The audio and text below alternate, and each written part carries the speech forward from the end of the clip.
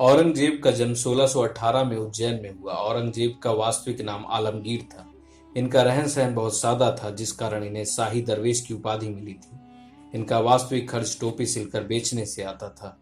कट्टर इस्लाम के कानून को मानने के कारण इस्लाम धर्म के अनुयायियों ने इन्हें जिंदा पीर कहा। औरंगजेब ने धार्मिक कट्टरता का परिचय दिया। इसने कई प्रतिबंध लगाए, जैसे बलवन के समय शुरू कराए गए फारसी उत्सव नौरोज पर प्रतिबंध लगाया। अकबर के समय शुरू हुए झरोखा दर्शन पर भी प्रतिबंध लगाया।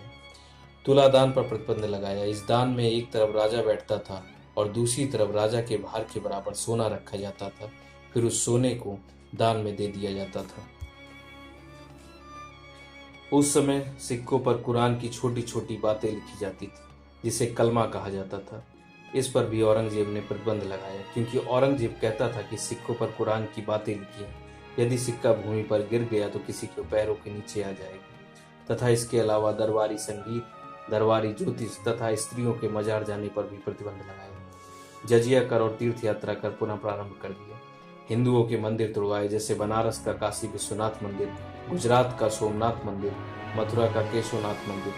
ऐसी स्थिति बनती है कि हिंदुओं के अंदर विद्रोह की भावना जागृत होती है और यहीं से मुगल साम्राज्य का पतन प्रारंभ हो जाता है। सन 1686 में औरंगजेब ने बीजापुर को जीता और अगले ही वर्ष 1687 में गोलकुंडा को भी जीत लिया और मुगल साम्राज्य में मिला लिया। यह ऐसा समय था कि जब संपूर्ण भारत में मुगल साम्राज्य देखने को मिलता है। औरंगजेब ने लाल किले में मोती मस्जिद और लाहौर में बादशाही मस्जिद का निर्माण करवाया। औरंगजेब की पत्नी का मकबरा औरंगाबाद में बनाया गया, जिसे ताजमहल की फूहड़ नकल भी कहा जाता है। औरंगजेब का मकबरा दौलताबाद में बनाया गया, जो महाराष्ट्र में है।